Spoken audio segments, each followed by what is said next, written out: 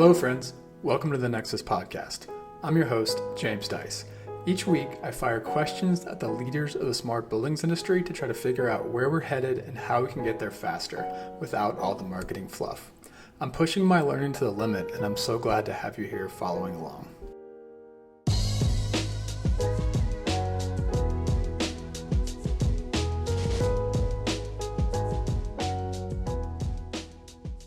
This episode is a conversation with Andy Schonberger of Intelligent Buildings and Bayron Lopez Pineda of Kilroy Realty Corporation.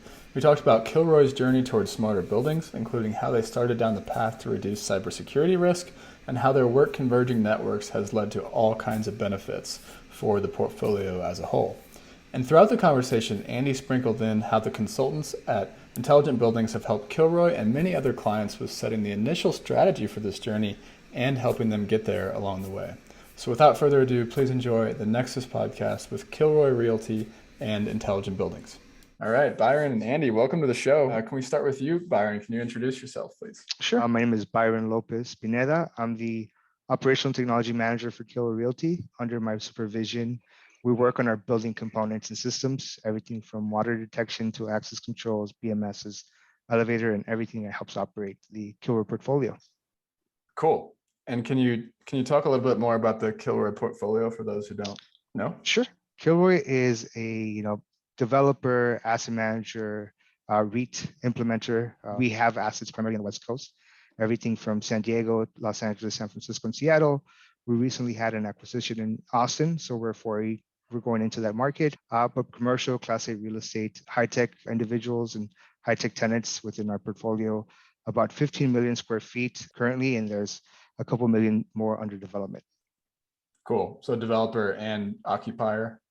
Developer, occupier, landlord. So a little bit of everything. Most of our stuff, we like to do ground up construction and then we do acquisitions here and there, but we maintain all of our sites directly. Okay. And how many sites? It's about 100 buildings. So depending on who you ask, a complex can be a building of 8 individual locations or it measures, but individual sites about 100, 120. And I saw when I was stalking you on LinkedIn, I saw you're a founding member of CISA. What's CISA? So it's a Cybersecurity Control Systems Association International. So the primary focus is to look at cybersecurity as it focuses on cybersecurity controls and control systems in general, right? So how do we look at threats and vectors of attacks, and how do we make sure that the environment that we're putting into our buildings are better addressed? How do we look at our BMS controllers? How do we look at elevators? Anything that operates and controls the building, layer some security around that, right? Most of the time, people forgot that, these components had an internet connection or were able to be logged onto and control your building. So you have to make sure that you have some securities around that. So we try to push forward the idea of cybersecurity controls. Cool. Yeah, we're going to talk a little bit more about cybersecurity in a minute, and we'll put the link to that organization in the show notes for anyone that wants to dive deeper. All right, Andy, welcome to you. Can you introduce yourself now? Yeah, thanks, James. First time caller, long time listener. Thanks for having me. Andy Schonberger, I'm a VP of Client Services at Intelligent Buildings. My job is really chief storyteller. I really take lessons learned from our clients, share them, I'd say, anonymously with other clients, and really help them try and figure out how to advance their smart building program and with one of our lines of service. So we do advisory services, site assessments, and managed services, and really Intelligent Buildings is really the only company focused on those services at scale and nothing else. So we're not an IT company that's Johnny come lately into the real estate space. We're not an engineering firm that has expanded into the analytics space, if you will. So this is the only thing we've been doing for 17 years in commercial, corporate, institutional real estate for clients like Kilroy, as an example. And my day-to-day job involves trying to map out our clients' needs and map it to some really smart folks on the back side of our operations who enable all of these services. So I get to have a lot of fun, and a lot of other smart people do all the real work, I'd say. All right. Well, very cool. Well, we got to give a shout out to Eric Larson, who's on your team that kind of set this up. He's a member of the Nexus community. So shout out to Eric. Thanks for getting us started here. And Andy, while I was stalking you, I saw you were a board member of a Green Building Council chapter, which is something we share in common. So you were in Toronto. Yep. Around the same time I was doing that same thing in St. Louis. So That's fun work, is like engaging the local community around, the idea of greener buildings. How is that experience for you? It's great. Still really engaged with that community of stakeholders and that whole ecosystem here in the Toronto market. I'm a green building dork by trade, I would say. So energy manager, really used the idea of getting into clean tech and green buildings to get me out of my former life, which was in steel production, which was dirtier, let's say. And yeah, I really loved the passion of that community, and it led me into the smart building space because so many of the technologies that I was having fun deploying required networks, required more security.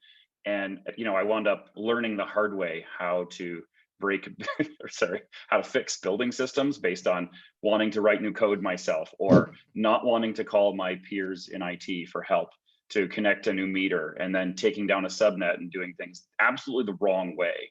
So there was an organic journey coming from the green building world, I would say, into the smart building world, but you can see there's quite a few ties to the two of them.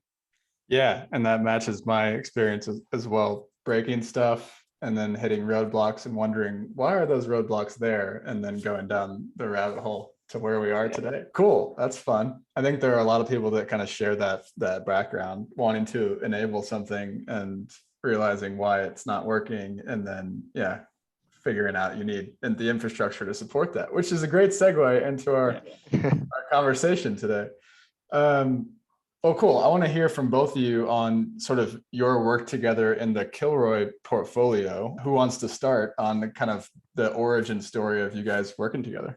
I guess I'll take that, Andy, because we were the customer at that point, right? Yeah. So back then, there was a bunch of hoopla about target hack and people getting hacked and infrastructure and information. So we really saw it as a brand. What do we need to do in order not to be targeted or not to be hacked, right? So we looked at, IB, Intelligent Buildings, as the leader in the market to figure out where are we lacking.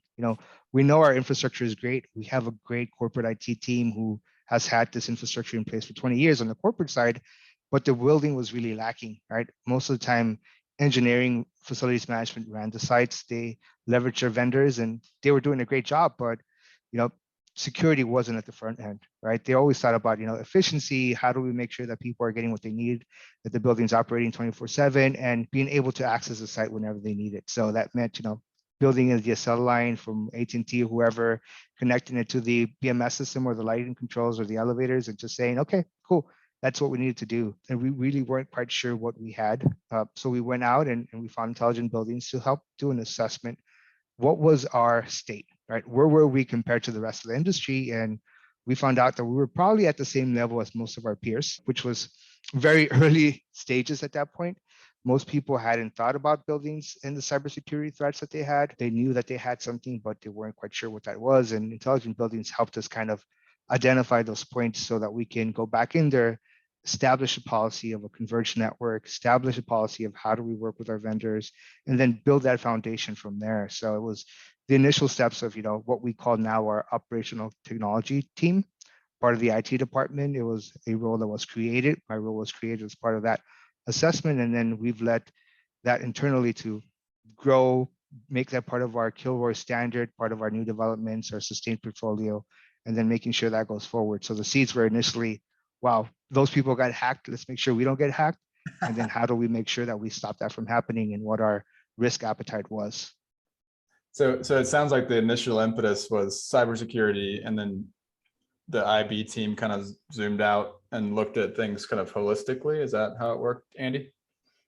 Yeah, that Byron's right. It really was, hey, let's look at a building and see how bad this is. And that's a pretty common starting point for our clients is nowadays they may have actually had a breach, but that's a lot more common. And that becomes a driver to, okay, how bad is this really? And what can we do about it? But it almost always with our clients starts with, let's do a deep dive assessment. Let's get someone who really knows the building systems and the vendor ecosystem and can go through and connect to these systems and see what they're connected to. What are they talking to? How are they configured? How are they being used?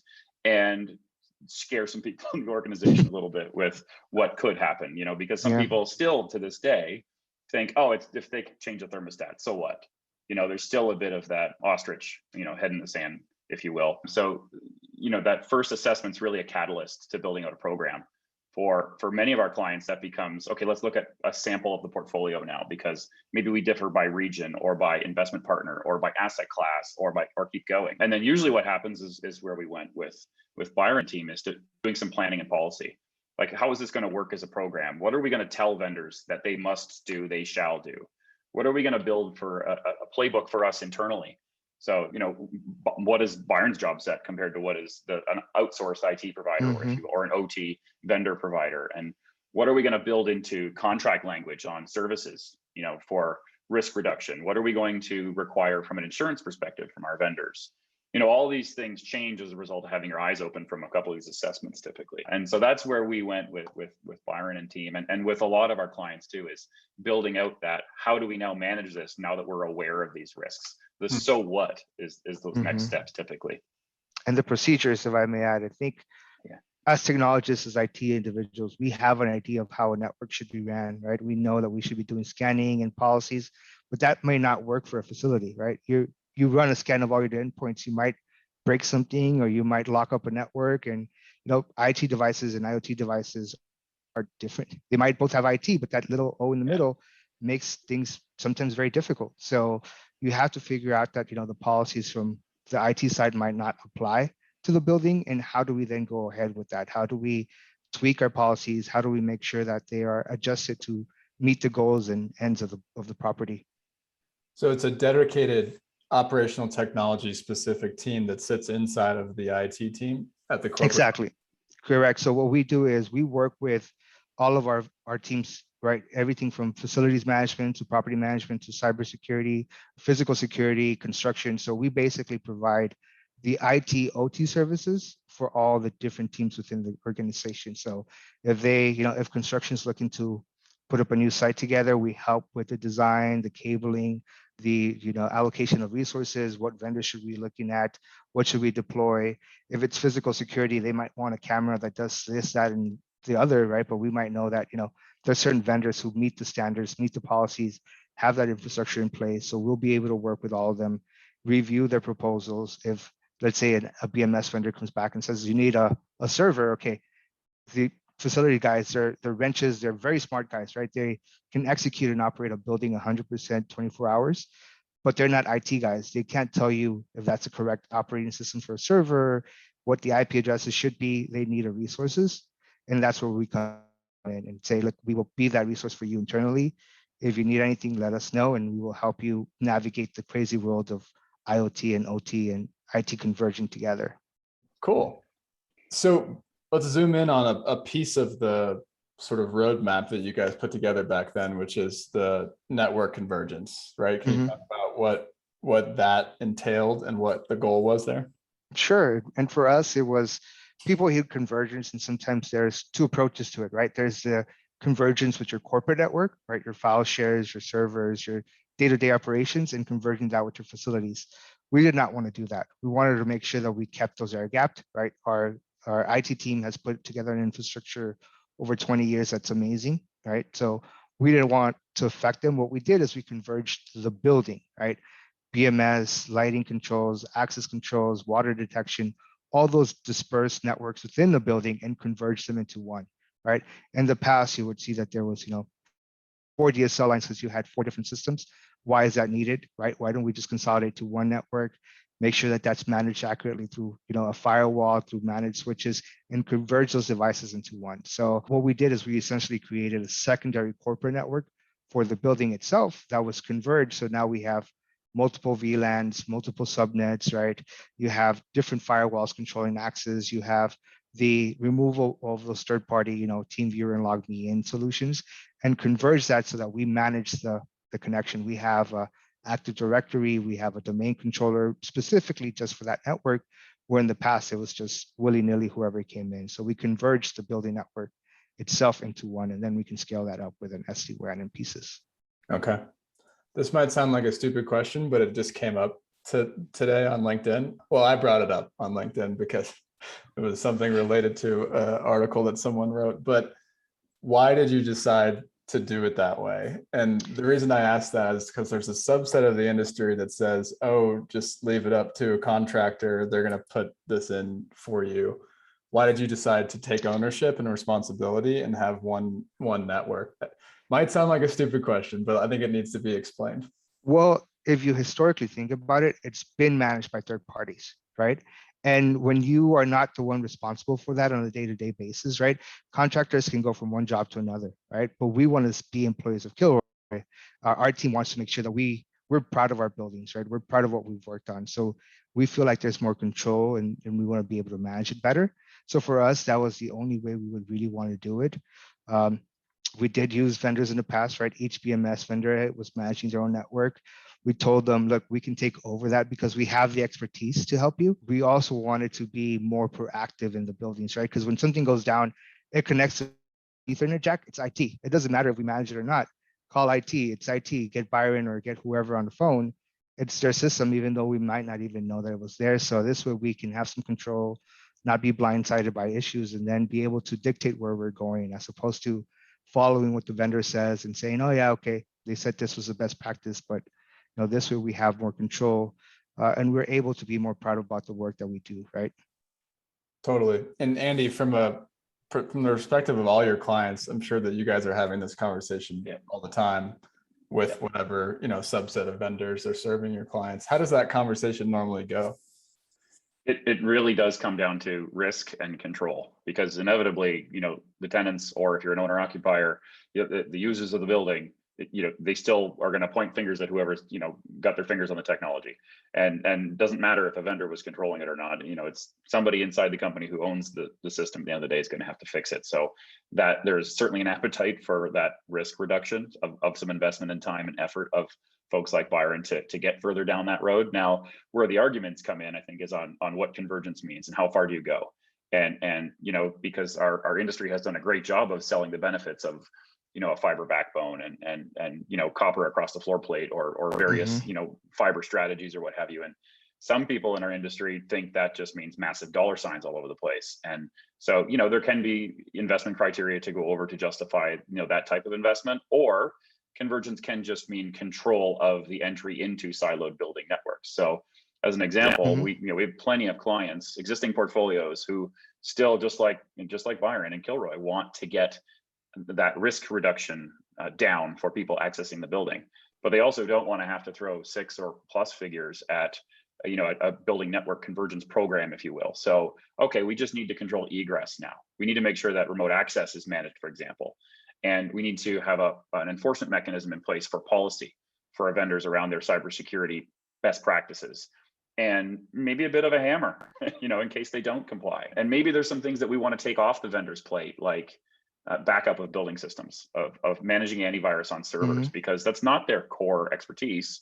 So we're going to act as IT for OT, for operations technology. So that is certainly a trend that we've seen, to the point where we've built a practice to support clients, because they have aspirations of doing what the Kilroy OT team here is doing, but they don't have the resources yet.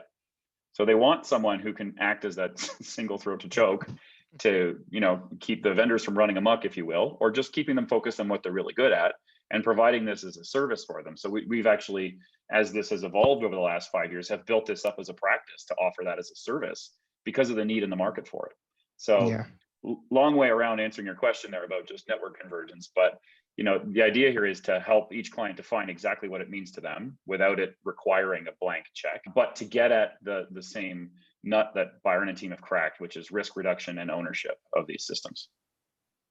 Yeah, what I was trying to convey by posting this on LinkedIn was that every organization is going to have a different playbook, a different answer here, depending on their staff, depending on the funding they have, depending on the existing situation. So yeah, I love hearing this. It sounds like you guys have figured out what your unique approach to it is going to be, and your unique roadmap. Because like you guys said, it doesn't sound like everything was exactly how you wanted it to be when you created the strategy. So now it's about a roadmap to get there over time, it sounds like. Correct. Yeah, we wanted to lay the foundation, right? We can't rip out access controls. We can't rip out, BMS replacing equipment, you can't rip that out, right? If you buy a building, you're not going to retrofit for exactly hundreds of thousands of dollars. What you can do is you can lay the foundation that controls those pieces, right? You can say, how do these devices connect to the internet? How do we control people coming into the systems? How do we control connectivity? You can standardize the pieces above that, right? Because there's multiple layers to a BMS, right? There's different layers where you can place yourself in there and add controls to the systems without disturbing and without causing too much of a financial impact. And then you also reduce your attack vectors, right? If you had 4 different systems that were all open, now you might reduce that to 1 attack vector, right? Because everything is behind one network. So when people say, well, look, it's probably not smart for you to do that. Well, do you want to have 4 ways that they can attack you, or 1 way that you can manage, that you can reinforce and you can bunker down on? And that gives you a much better solution than, before. So that was our idea. How do we hunker down? How do we reinforce the core? Right. And then how do we then grow from there? How do we make sure we establish the policies, make sure everybody's playing together and on the same infrastructure, and then leverage from there? Cool. And then obviously new developments are being created with this new standard. Exactly. So yeah. So as part of the development project, we now work with our construction team and say, look, this is a matrix of approved security devices, right? These are the vendors that we know will provide good resources, good equipment, things that meet our standards. We can leverage then costs, right? Because many times when you look at construction, there's always a cost evaluation, right? Many times the subcontractor that gets selected might not be the best, might not be the cheapest, but there's somewhere in that cost bracket that might be towards the end, right? If you can say, look, we can get you a solution that is near the top of the charts for a much lower price because we are now using it across the portfolio, that makes it easier for them. And they don't have to go out there and renegotiate and rethink about this. We tell you, this is the camera you should choose. This is the NVR of the server you should be selecting. Let's get it deployed and working. And, we'll get involved with the deployment of the copper, the deployment of the fiber. Where should we be putting IDFs? Where should we be putting our switches? What should be home running where? You're talking about 900 feet of cable. Are you sure you can run that, right? Copper has a 300-foot limit. So you're talking about 900 feet. Should we put something in between there that, it's going to boost the signal? So those are the pieces that we're not part of. So when our team deploys a building, it's hopefully at the best standards that we've produced. Totally. Tell me about, for the average existing building, you guys have 100 buildings, average existing building, it started off with maybe a couple networks, probably OT, couple redundant networks. Yeah. A couple of systems that maybe needed to be connected and probably weren't connected, right? Tell me about how a building started and then how it's going. Well, it started with Fred Gordon scaring the heck out of us, right? So he went and did an assessment. He said, look, and we're like, wow, right? So I always credit Fred with, starting this adventure for a lot of us, right? He's a great resource, and I've trusted his wisdom over the years. So that's how it first started, right? You need somebody to kind of light that fire, and not necessarily for us because we kind of had the idea, but for upper management, for him to be able to go and tell somebody like, this is what I found for your building, and this is what because they're the ones who are going to put the money towards it, right? They're the ones who are going to say, yeah, here's the check that you need to do, go fix it. So it started with him. We did the assessments, and we figured out initially we're only going to do our BMS, our HVAC and cooling, right? Heating, cooling for the building. As people got aware of that, they're like, well, look, we have a lighting controller that connects to this. And then physical security said, well, we have cameras and servers. Can we tie that into that? And then water detection. So it just grew from there, right? We opened the can of worms and it just exploded. And now basically every building system, every operational technology system in the building goes to us, right? Or we try to go through us, right? As much as we can. There are some things where it might not be on our network, or have to be on a security network, or it might require it just to be completely offline, just because there's requirements. But we try to work with all of our teams to figure out what's the best approach for them to then reinforce them in the event. But it started with just let's look at what our HVAC is doing, and then from there it exploded, and taking those networks and making sure that we can connect them down. Well, correct me if I'm wrong, both of you. A lot of times this conversation starts from an HVAC standpoint, right? Yeah. And then it's pretty common. Yeah. I think what we're seeing today is there's as my friend Joe Gaspardoni likes to say, there's 35 different types of systems that could potentially be connected. Peloton bikes to leak detection systems to connected coffee makers. Everything. It's just about you figuring out what the appetite is, right?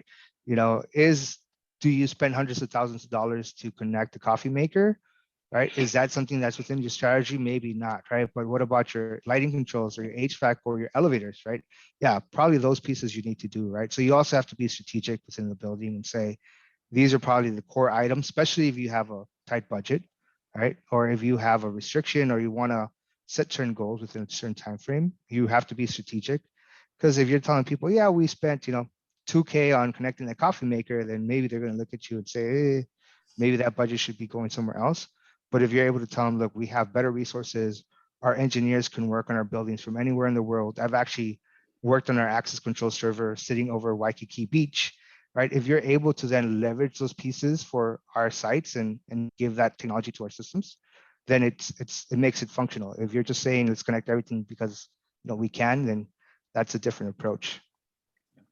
James, that's pretty common for our clients too. I mean, with a lot of those that we're deploying these services for, it usually starts with what is our biggest bang for the buck, because it's inevitably this is a bit of a change management effort too. And if you think about a REIT, distributed property managers with various levels of expertise, sometimes a chief engineer on site, sometimes it's a remote person, sometimes it's completely outsourced or FM is outsourced. It's just, it can be fragmented, so you have to build it as a program and kind of roll it out and keep going. But almost always the BMS is the kind of catalyst, because it's the most number of points. It's usually the one that most impacts daily operations for comfort or for energy.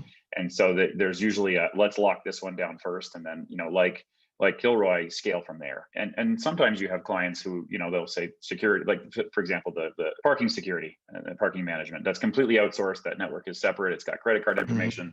Nope, not in scope. That one, PCI we're just going to compliant. leave that for now. Don't touch it. Right. Or I mean, we have clients with large campuses where the physical security is handled in a security operations center, and they're already pretty battened down from a security perspective, cybersecurity as well. And but they don't want anything to do with the BMS or the meters or the demand limiting system or keep going. So you kind of have to look at how bespoke these buildings can be. Every building is a snowflake. We beat that phrase to death. And look at where's your biggest bang for the buck in terms of the program and scaling it out with this ecosystem we're all dealing with. Yeah, we were lucky enough that we early on built a team that included facility management, physical security, sustainability, and IT. And we said, what are our common goals? Where can we reinforce each other? Where can we work on projects that maybe different teams are spearheading, where they're spending funds that are similar to each other, and we can be leveraging that towards infrastructure and be able to all use it. So we got great feedback from our head of engineering, our VP of physical security. What are their needs and how can we solve them together? So that's kind of helped us. And that's a big item that I tell people to always do, right?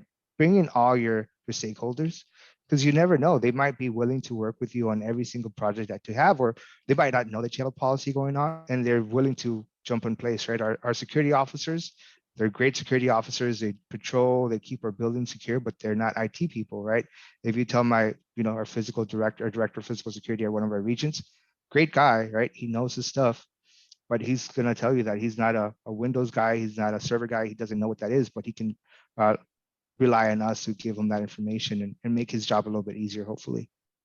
Cool. As long as he's not doing what I did in my past, right, Bayron, of plugging something in and taking a network segment down. Yeah, and they know that now, right? They know that. Yeah. Wait, if we're going to connect something, we should probably check with Bayron or his guys and say, does this work or does it not work? Or we have a point down. Can he check the network to see if we can check the logs and see where was it connected, or without us having to trace the cables all the way back? So it's resourceful both ways. Cool. Hey guys, just another quick note from our sponsor, Nexus Labs, and then we'll get back to the show. This episode is brought to you by Nexus Foundations, our introductory course on the smart buildings industry. If you're new to the industry, this course is for you. If you're an industry vet but want to understand how technology is changing things, this course is also for you. The alumni are raving about the content, which they say pulls it all together, and they also loved getting to meet the other students on the weekly Zoom calls and in the private chat room. You can find out more about the course at courses.nexuslabs.online. All right, back to the interview.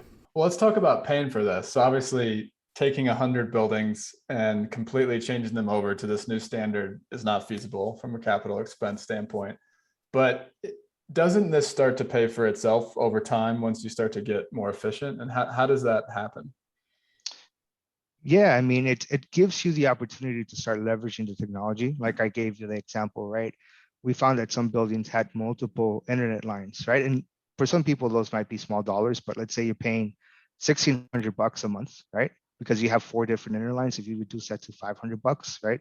Or uh, security aggregation, right? Security operation centers. If you start deploying security operation centers, maybe you can leverage down or reduce the amount of officers that you need out deployed and patrolling because you have a location where everything's being seen. So in the long run, it makes it more efficient. It makes it more easy for our buildings to deploy systems. And then we can also take a look at contracts and say, look, this vendor is charging you for a server that's going to end of life by the end of this year. You're going to have to replace that right after. So you're going to have to pay him again. Let's just do it right the first time. We only pay one time and that device is going to last you for a while. So it allows us to scale up. It allows us also to replace equipment because now we have an SD-WAN, right? So let's say a server dies somewhere and we really didn't need that server for some reason, or it was just a legacy component. Now we can say, look, we don't have to replace that $40,000 piece of equipment. We can leverage the wider network area. We can then point those points towards our data center or cloud and bypass equipment altogether. So we can now have a little bit more control and make it a little bit leaner. Cool. Andy, anything to add from your client perspective there? Yeah, I mean, there's obviously, done right, there's cost efficiencies of consolidating egress points, things like that. But a lot of this is cost avoidance. This is risk reduction. This is, you don't want to have to spend, we had a client have to spend $90,000 rebuilding a BMS because it got ransomed and they didn't have a recent backup. How much, the cost of a service to maintain an incremental backup is peanuts compared to that downtime and lost productivity and even mechanical damage that can happen with some of those systems when they're not properly controlled. So you're trying to avoid some of those things. And, with these services or with a group like Bayron's helping you take care of them, then you're avoiding the possibility of those costs or, the worst case of a tenant evacuation and the productivity loss there. Or, Bayron mentioned, we actually have an example from a client, exactly that happening, of thousands of devices getting knocked off because of IT saying, oh no, we can do a penetration test, or sorry, we can do a scan on these devices and look for abnormalities. And now they had the labor required to go and manually reset 1,000 devices, unplug them and plug them back in, basically to get them to come back online because of best of intentions. Like, those things are expensive. And the more technology we put into our buildings, because we're certainly not putting less in nowadays, these things are going to happen. So it's risk avoidance in a lot of cases. I don't like telling the doom and gloom stories because it's, this shouldn't be a fear thing, but, real estate is the owners, managers, developers are really keen to reducing risk that, on that net operating income. And that's what this is a risk on that. So as long as you can build a program and think about reasonably deploying, phasing things like we just talked about, doesn't have to break the bank. You're not going to dramatically impact NOI done right. I mean, of course you can go and throw money at a problem, but if you look at this right to manage the fragmentation we've got here and look at your biggest bang for the buck, you can reduce that risk without it breaking the bank. Cool. Let's talk about you guys have taken the stance that is different than that article I talked about on LinkedIn, which I'll put in the show notes, which is we're going to take responsibility for our own network, right?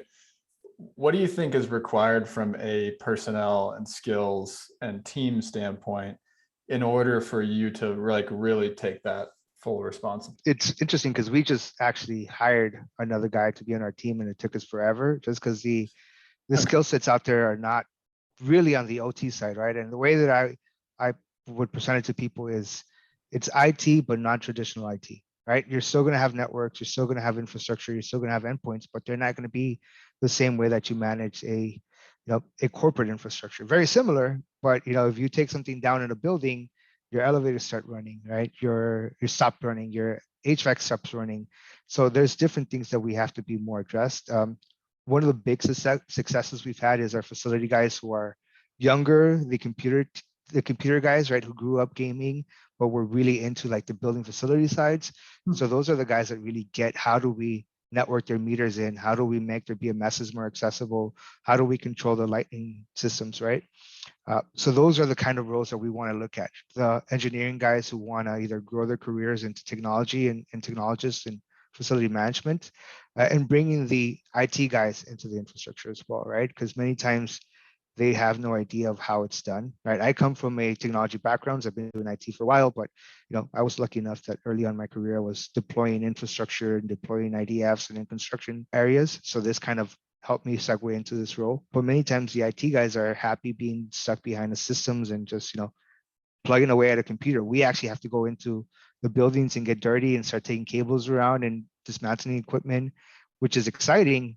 So you have to find something in that balance. I know Fred has been talking about, certain certifications and stuff. That would be great to see. But right now, if you go into the schools and you talk to them about the building side of IT and physical security, it's not really there. People are just, when I was in college, I never thought I was going to work for a real estate company.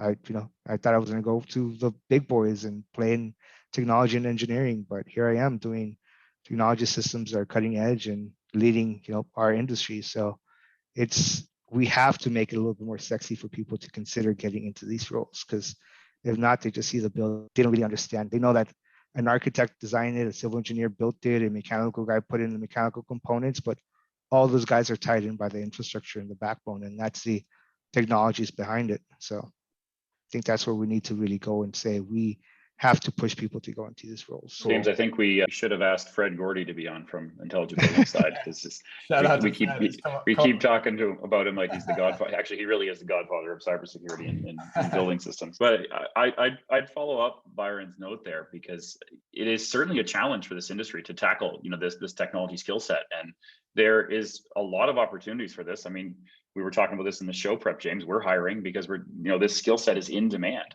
So what we've tried to do with our services is build them so that we're the easy button for clients. If they don't have the time to build out that program and upskill, we can help them through that journey.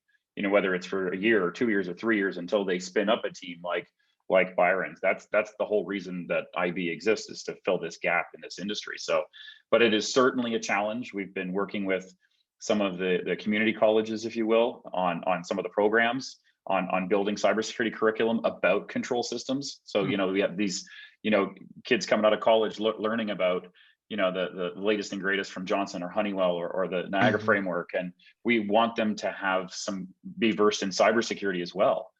One, as a source of, skill in this industry, of course, but also because then the whole industry has moved forward. But, we're certainly dealing with that challenge. You can't expect an asset manager or your average facility manager to understand the NIST framework.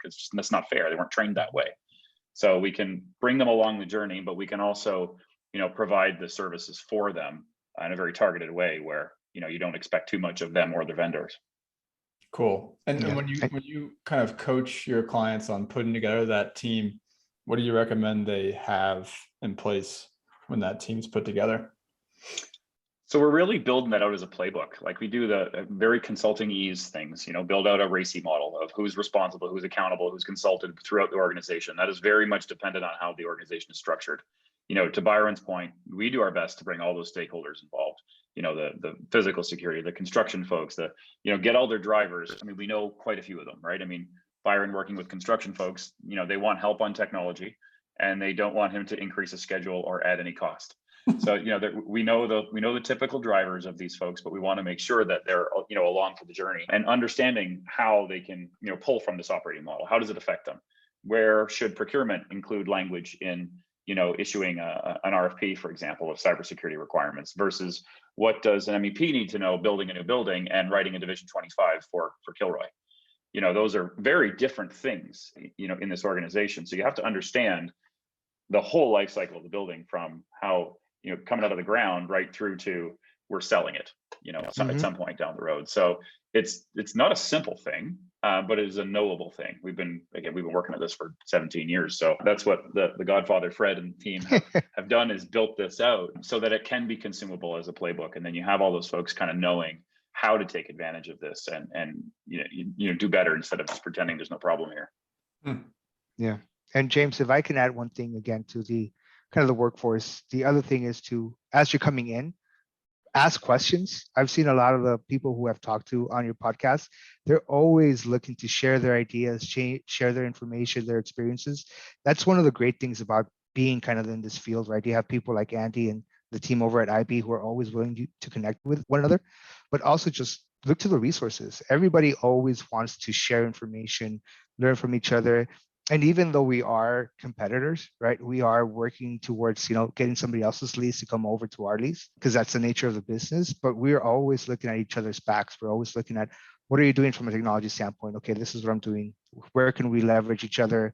Or you're having difficulties with this vendor. Oh, me too. Let's work together. So being able to ask the questions, like one of the things that I tell the guy that we just hired is just ask any question.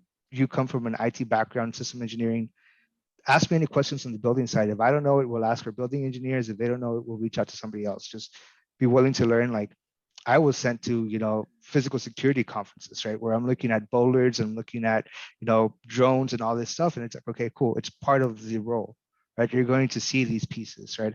We've sat at locations where they're showing us new cameras and Sony's showing us how far it can go and mile long. And necessarily for me, it's not what I need, but it's, something that I can have in the back of my mind in case our physical security guys ask us for a solution. So be open to taking any certifications, anything that is dealing with the building and just, going from there because you never know when you're going to use some of it. Cool. Yeah, the workforce side of things is something that the Nexus community has been digging into a lot more. We did an event on it in July, I think, and several members have joined recently, and their number one focus is on these types of workforce programs. So it's definitely a huge bottleneck for everyone, and we gotta do what we can to remove that obstacle. Well, cool. Let's talk about when the policy set up, strategy set up, long-term roadmap set up. You start to get these systems connected to the same network. What is that enabling? And I'm thinking of it in two buckets. One is, how does it enable you to manage all your subsystems better, right? And then the second thing I'm thinking of is like, what applications, what technology does it now enable because your data is available and it's easy to integrate stuff and that type of thing? How do you think about those two categories? So, I mean, it really enables you to look forward to new systems, right? Because you now have legacy, you're replacing legacy components that maybe were not capable of, passing traffic quickly enough, or you had switches were never managed and you had conflicts of data, right? Now you're putting infrastructure in place where you can go and do, high visibility cameras or AR analytics in your cameras and your devices. You're able to pull data quickly from your building systems. If you have IAQ and analytics, right? Before we've had people who walk around, and not just us, but the industry walk around with a little meter and looking at, how particles are in there, or how it's just, now you're able to leverage that for all your buildings from one location and say, oh, this is the trend for the past 30 days, 60 days, 90 days, and you didn't have somebody on site. So it leverages you to be able to deploy new technology. You're able to start cutting edge systems. And a lot of our tenants are, high technology companies. You have to keep up with them, right? And not just us, but in real estate in general, you have to keep up with their needs. So contactless, right? Big contactless push, being able to call your elevator directly from your cell phone. People want that, they don't want to touch anything. So they want to come in just using this device and not touch anything or anybody and just get to their spaces they need to. So that enables you to have those technology settings in the systems, right? Because, if you're looking at 4K cameras, it doesn't matter if your cameras are 4K and your switches are, very slow, or, things that you bought at Best Buy. If you're not have gig switches, then you're not really doing much with it. So I think it enables that in terms of technology and systems. What are your thoughts on Andy? Yeah, I mean that's I'd say what most of the industry knows us for is helping strategize, establish what your use cases are, figure out how that maps to your systems, understand the design guidance required to get that into a project, or site assessments. This has been our bread and butter for years. So, we've spent a lot of time, helping clients scale out fault detection diagnostics, or look at the next level of integration to work orders. And, lately it's a lot of tenant applications and amenity, things. So instead of just operational efficiency being more experiential, but the key to all this is understanding what connectivity is and isn't a good idea, and how you want that managed. Because going back into my former life, there was plenty of clients who just said, no, we're not doing that because it sounds too risky. Like you'd get the IT folks saying, no, you're not connecting to a cloud service because I don't trust how you would connect. So just flat out, no, I don't care what you think you're going to get in terms of an ROI. And so you'd bang your head against the wall, or maybe it's just me. But so what we want to do with strategies like this is de-risk that, so that you can now think of those we've actually categorized the top 20 use cases that our clients have been consuming.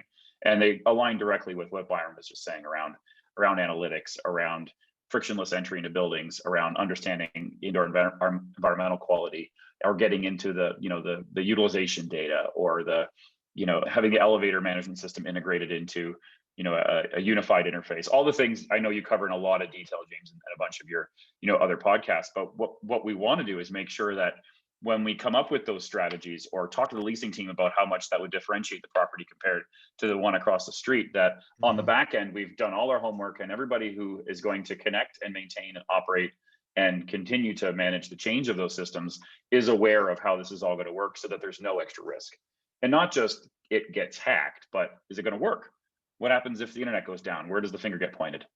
For example, on our managed services, we've had a client call and say, hey, your remote access is management for us is not working.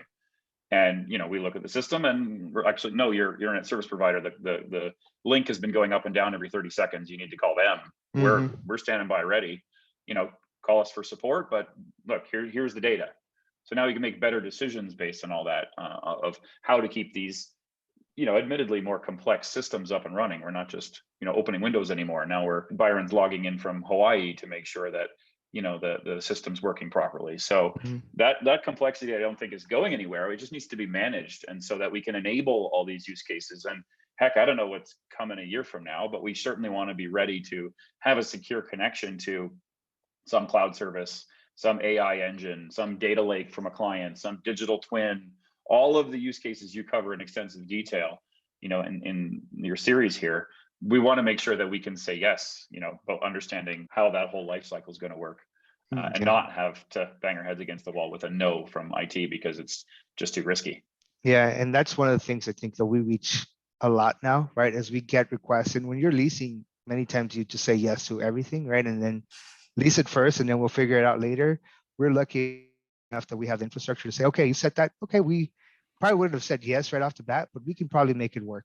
All right, we can probably get you to do whatever you were asking for, which then makes our tenants happy, right? Or there might be some crazy ideas that come out from a conversation that somebody saw at, Dubai Expo or whatever, and maybe they have the tons of money to throw at them, but maybe we don't have that resource, and we're asked to do it. And okay, we actually had a request to put a security operations center up and running in about, I think it was 2 months. Usually that would take us 8 months infrastructure, but we had the infrastructure in place to say, okay, cool. We need to just spin up the VMs in the cloud, make sure that the tunnels are up and running. The infrastructure locally is ready, that we can deploy that fairly quickly. But without this infrastructure, it would have taken us 8 months, a year. And now, because we had that success, we're now being told, okay, we want 4 more of them done by the end of the year, whatever that is. So it allows us to be able to leverage technology and be able to tell our C-suites, like, okay, we can probably figure it out, or no, we don't have the infrastructure for it. It's not there. So it gives us a little bit more leverage and more usability for the buildings. Or the next step, Bayron, which is, hey, I know you just connected those 4 buildings, but we just sold them. Can you take them off? It happens. It happens. Yeah. And you know what that is now? It's just, okay, you just know that box that sits in that MPO, take that out and the building's disconnected, and you can just sell it to the property. And it is that simple, right? And here's a model of everything that's in the building. Here are all the passwords and IP addresses, and here's a portfolio for that site. Give it to the buyer, and they're up and running. So it does happen for us. Has it gotten to the point where that makes it the building more valuable at this point, or is that not? Or is that fluff at this point? I think we believe so. I mean, we believe so. And if you looked at what Kilroy has recently done, right, with sales and acquisitions, I think, it makes it a little bit more valuable. It also does it from the tenant perspective, right? Because they might have questions as to how are you protecting us? How are you protecting to make sure that the building's, being adequately secure?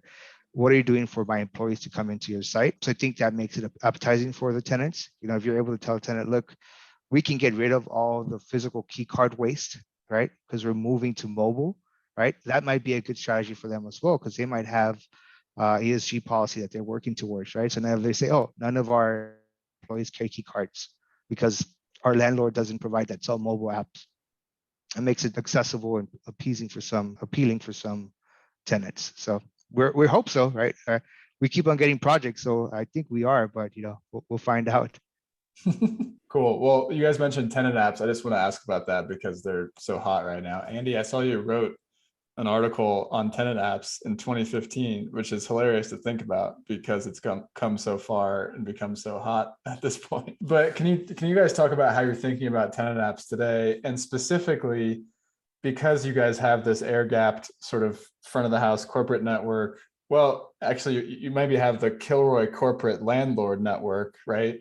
And then you have this air-gapped OT network, and then the tenants might have their networks as well. And so I'm thinking about three different networks here, right, that the app could be connecting to depending on what use cases you're enabling. For instance, I want to change my HVAC set point. What sort of use cases are you thinking about for tenant apps, and which ones are sort of the most successful at this point?